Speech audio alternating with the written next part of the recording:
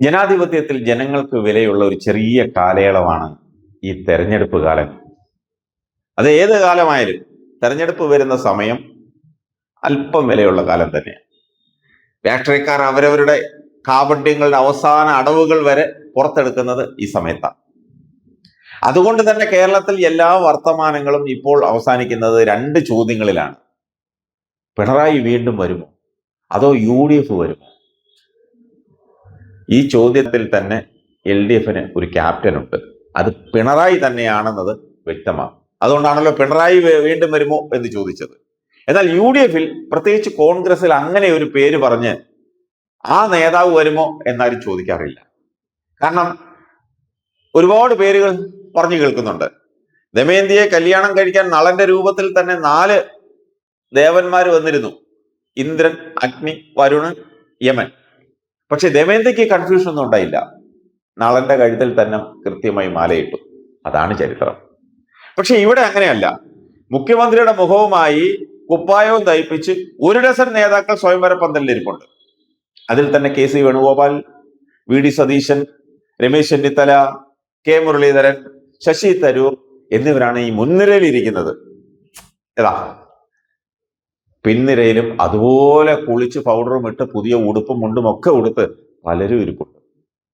ഇനി കല്യാണത്തിന് പന്തലിൽ വരാത്ത ചിലരും അങ്ങ് ഒരുങ്ങി വീട്ടിലിരിപ്പുണ്ട്. ഇവിടെ കല്യാണം നടക്കാതെ വരികയും ഒത്തുതീർപ്പ് വരനായി വീട്ടിൽ വന്ന് സ്വീകരിക്കുകയും ചെയ്യുമെന്ന മനോരാജ്യത്തിലാണ് അവരിയ്ക്കുന്നത്. മുൻ KPCC പ്രസിഡന്റുമാരുടെ മുഖച്ഛായയും പ്രതിച്ഛായയുമാണ് ഇവർക്കുള്ളത്. അതിനാൽ കേരളത്തിലെ ജനങ്ങൾക്ക് UDFനെ ആണ് തെരഞ്ഞെടുക്കുന്നതെങ്കിൽ മൊത്തമായി മാലയിടാനേ പറ്റൂ.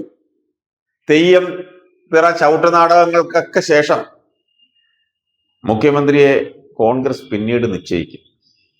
പാണക്കാട്ട് ഒന്ന് ചോദിക്കേണ്ടി വരും. എന്തായാലും കാണാൻ പോകുന്ന പൂരത്തിന് അപസർപ്പക കഥകളിലെ പോലെ ഒരു മുഖ്യമന്ത്രി സസ്പെൻസ് നല്ലതാണ്. എങ്കിലേ ഒരു വാശിയൊക്കെ ഉണ്ടാവും. ഇതിനൊരു വാശിയും വീറുമൊക്കെ വേണമല്ലോ. ഇടതുമുന്നണി സർക്കാർ 3ാം തവണ തിരിച്ചു വരാനുള്ള സാധ്യത മങ്ങാൻ തുടങ്ങിയത് അയ്യപ്പ സംഗമത്തിന് പിന്നാലെ ഉണ്ടായ ശബരിമല സ്വർണ്ണക്കൊള്ള വിവാദത്തിന് ശേഷമാണ്. അത് ഏറെക്കുറെ ഉറപ്പാക്കുന്ന വിധത്തിലാണ് തദ്ദേശ സ്വയംഭരണ സ്ഥാപനങ്ങളിലേക്കുണ്ടായ തിരിച്ചടി. ആ തെരഞ്ഞെടുപ്പിൽ ആര് ഭരിച്ചാലും അയ്യപ്പന്റെ മുതൽ അടിച്ചു മാറ്റിയിരിക്കുമെന്ന് ജനങ്ങളെ ബോധ്യപ്പെടുത്തുന്ന വിവരങ്ങളാണ് അന്വേഷണത്തിന്റെ ഭാഗമായി പുറത്തു വന്നുകൊണ്ടിരിക്കുന്നത്. എന്നാൽ അകത്ത് കിടക്കുന്നത് ഇടത് പാർട്ടിക്കാരായതിനാൽ അക്കാര്യത്തിൽ ഒരു മേൽക്കൈ UDFനുണ്ട്. പറയാതിരിക്കാൻ വയ്യ. ഇടതുമുന്നണിയുടെ ഒരു മുൻ മന്ത്രി ജെട്ടി മാറ്റിയ കേസിൽ ശിക്ഷിക്കപ്പെട്ടതും ഒരു ദുർനിമിത്തമായി കണക്കാക്കുന്നവരുണ്ട്. കേരളത്തിൽ ആര് ഭരിക്കണമെന്ന് തീരുമാനിക്കുന്നത് ഇവിടുത്തെ ന്യൂനപക്ഷങ്ങളുടെ വോട്ടാണ്. കഴിഞ്ഞ 2 തവണയും അത് ഇടതുമുന്നണിക്ക് അനുകൂലമായി വീണു. ഇടതുമുന്നണിയുടെ പെട്ടിയിലാണ് അത് വീണത്. 2016 VSും പിണറായിയും മത്സരരംഗത്ത് അണിനിരുന്ന ഘട്ടത്തിൽ VS വീണ്ടും വന്നാലോ എന്നൊരു മിഥ്യാധാരണ ഉണ്ടായിരുന്നു. ഒരുപാട് ചർച്ചകൾക്ക് ശേഷമാണ് പിണറായിക്ക് നറുക്ക് വീണത്. എന്നാൽ 2ാമത്തെ തെരഞ്ഞെടുപ്പിൽ പിണറായി വിജയൻ തന്നെ, അതായത് ക്യാപ്റ്റൻ, മുഖ്യമന്ത്രിയാകട്ടെ എന്ന ദൃഢനിശ്ചയത്തിൽ തന്നെയാണ് ജനങ്ങൾ വോട്ട് ചെയ്തത്. അന്നും ബിരിയാണി ചെമ്പും സ്വർണ്ണക്കടത്തും ഒക്കെ കളം നിറഞ്ഞ് ആടിയെങ്കിലും കിറ്റും പെൻഷനുമൊക്കെ അതിനെ മലർത്തി അടിച്ചു. ഒന്നും അങ്ങോട്ട് ഏശിയില്ല.